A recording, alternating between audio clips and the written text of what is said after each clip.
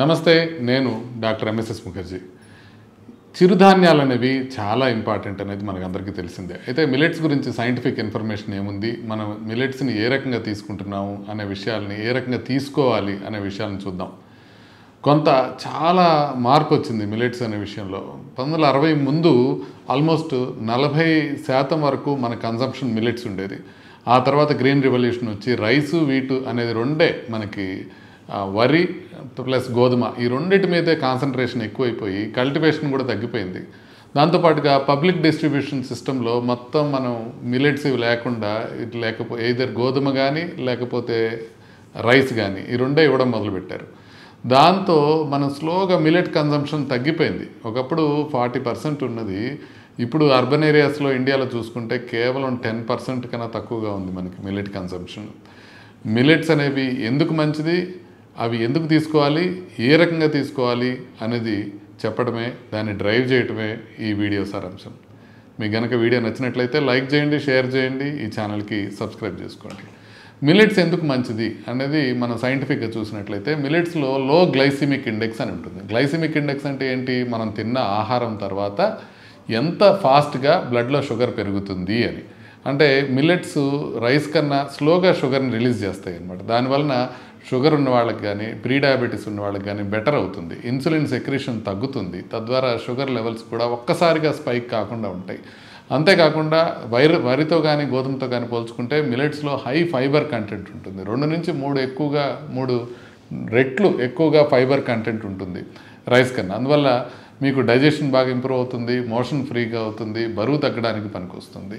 ఇంతేకాకుండా రాగి లాంటి మనకి దీంట్లో మైక్రో న్యూట్రియంట్స్ ఎక్కువ ఉంటాయి. అంటే కాల్షియం ఎక్కువ ఉంటుంది రాగిలో, మనకు తెలుసు. ఆల్మోస్ట్ 10 times ఉంటుంది రైస్ కన్నా రాగి.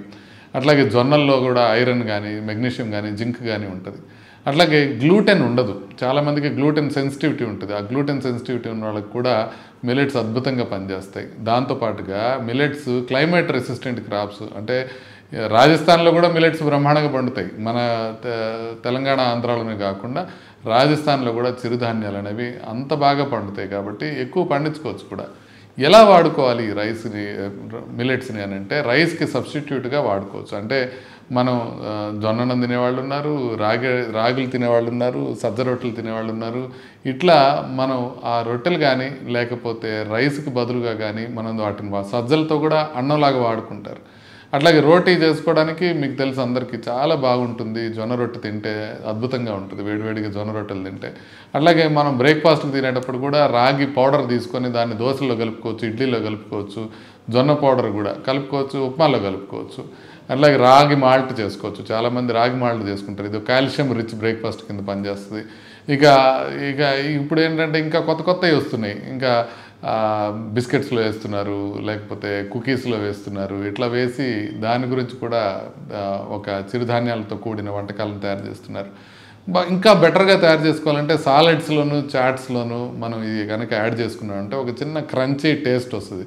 మొత్తం ఫ్రూట్ సాలెడ్స్ ఉంటుంది, మధ్యలో కొంచెం జొన్నలు కానీ, కినోవ కానీ, సజ్జలు కానీ ఇట్లాంటివి కలుపుకుంటే మంచి అద్భుతమైన టేస్ట్ వస్తుంది. సో ఎట్లా మనం మార్చుకోవాలి అని అంటే, హై ఫైబర్ కంటెంట్ ఉంటుంది కాబట్టి కొంచెంసేపు బ్లోటింగ్ ఉండొచ్చు. అందుకని నెమ్మదిగా యాడ్ చేసుకోండి, ఒకేసారి మనం చేయలేము. ఇక మన కాదర్వాలి గారు చెప్పినట్టు మిలెట్స్ని, చిరుధాన్యాలను రొటేట్ చేసుకోండి. జొన్నలు, సజ్జలు, రాగలు, లేకపోతే ఊదలు, అరికలు, సామలు ఇట్లా రొటేట్ చేసుకున్నారంటే ఒక్కదాని మీద ఎక్కువ ఆధారపడకుండా ఉంటుంది. మనకు అలవాటు ఉండదు కాబట్టి, ఎక్కువ తినం కాబట్టి మనం బరువు తగ్గుతాము. దాంతోపాటుగా మనకి డిఫరెంట్ మిలెట్స్లో డిఫరెంట్ న్యూట్రిషనల్ బెనిఫిట్స్ ఉంటాయి. ఒక దాంట్లో కాల్షియం ఉంటే ఇంకో దాంట్లో ఐరన్ ఉంటుంది. అట్లా మనకి డిఫరెంట్గా ఉంటుంది కాబట్టి కొంత బెటర్ అయ్యే అవకాశం ఉంటుంది. వీటిని మిలెట్స్ని నానబెట్టుకొని వాడుకోండి. దాంతో నానబెట్టుకున్నప్పుడు కొంత ఫైటైట్స్ తగ్గుతాయి, అబ్జార్ప్షన్ కూడా బెటర్గా ఉంటుంది. మనం ముందు నానబెట్టుకొని వాడితే చాలా బెటర్గా ఉంటుంది, బాగా మంచిగా ఉడుకుతాయి కూడా. తర్వాత పాలిష్డ్ మిల్లెట్స్ వదిలేసేయండి. మళ్ళీ దీన్ని కూడా పాలిష్ చేయడం మొదలుపెట్టారు. రైస్ని ఎట్లా పాలిష్ చేసి ఓన్లీ దాని లోపల ఉండే ఎండోస్పర్మ్ మాత్రమే మనం ఇప్పుడు తింటున్నాము. అట్లాగే మిల్లెట్స్ని కూడా పాలిష్ చేసి దానికి ఉండే ఫైబర్ అంతా తీసేయటం మొదలుపెట్టారు. అది కూడా చేయకండి. బాగా అన్పాలిష్డ్ మిల్లెట్స్ని తీసుకోవడం మొదలుపెట్టండి. ప్రికాషన్స్ ఏంటి అంటే, ఇప్పుడు కొంతమంది రాగి తినేటప్పుడు వాళ్ళు దాంట్ లోపల ఆక్సలేట్స్, ఫైటైట్స్ కొంచెం ఎక్కువ ఉంటాయి. అట్లా ఉంటే ఏమవుతుందంటే ఆక్సలేట్స్ కొంతమేరకు కిడ్నీ స్టోన్స్ వచ్చే అవకాశం ఉంటుంది, చూసుకోవాలి. అట్లాగే ఫైటైట్స్ ఎక్కువ ఉన్నాయనుకోండి రాగి లోపల, దాంతో ఐరన్ జింక్ అబ్జార్ప్షన్ తక్కువ ఉంటుంది. అందుకని వాటిని బాగా నానబెడితే బాగా కుక్ చేసుకుంటే ఆ ఫైటైట్స్ తగ్గిపోతాయి. కాబట్టి మనకి ఐరన్ జింక్ కూడా అబ్జార్ప్షన్ బెటర్గా ఉంటాయి.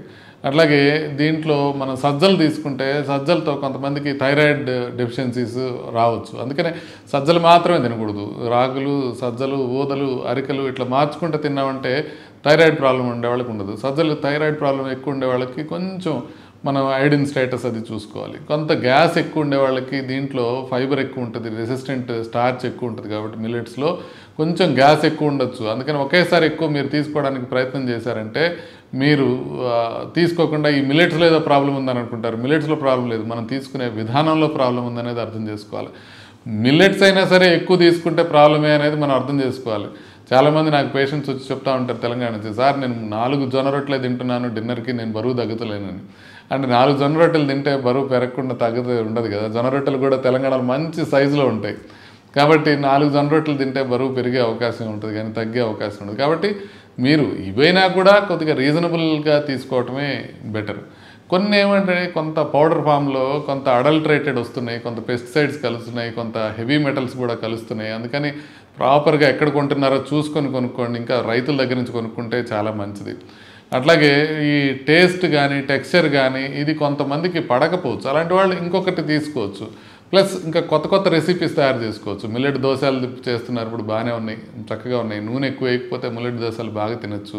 చక్కగా పోరెడ్జ్ లాగా చేసుకోవచ్చు, ఉప్మా చేసుకొని తినచ్చు. ఇట్లాంటివి నెమ్మదిగా ఇంట్రడ్యూస్ చేసుకుంటే మనం మిల్లెట్స్ని అవాయిడ్ చేయగలుగుతాం, దాన్ని తీసుకోగలుగుతాం.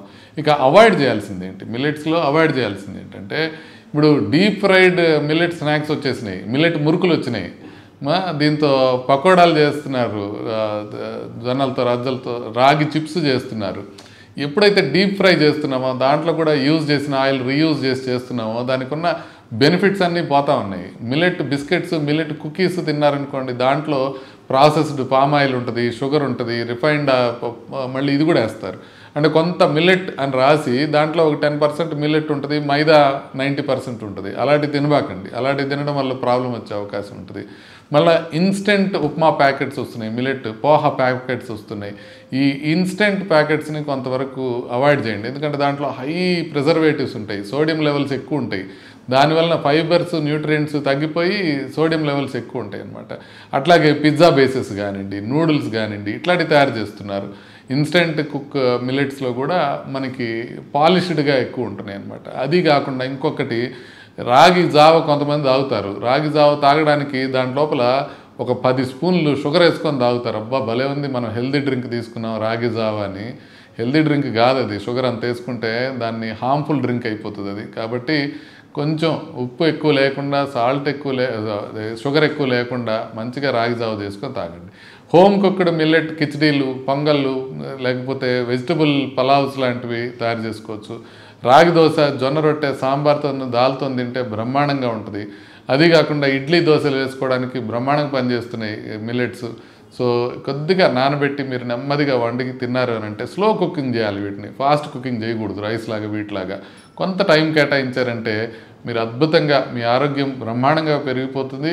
మిల్లెట్స్ గురించి ప్రమోట్ చేస్తున్న వాళ్ళందరికీ నా కృతజ్ఞతలు. మనం ఖచ్చితంగా ఇది ఆహారంలో కనుక ఎక్కువ ఇన్కార్పొరేట్ చేసుకోగలిగామంటే, పబ్లిక్ డిస్ట్రిబ్యూషన్ సిస్టంలో కూడా మనం మిల్లెట్స్ ఇవ్వగలిగామంటే, బాగా డబ్బులు ఉన్న వాళ్ళు కూడా మిల్లెట్స్ మేము మిల్లెట్స్ తింటున్నాము, మీరు కూడా తినండి అని ప్రమోట్ చేశారంటే, ఇది బిస్కెట్లు, కేకులు కాదు, హెల్తీ యాక్టివిటీ.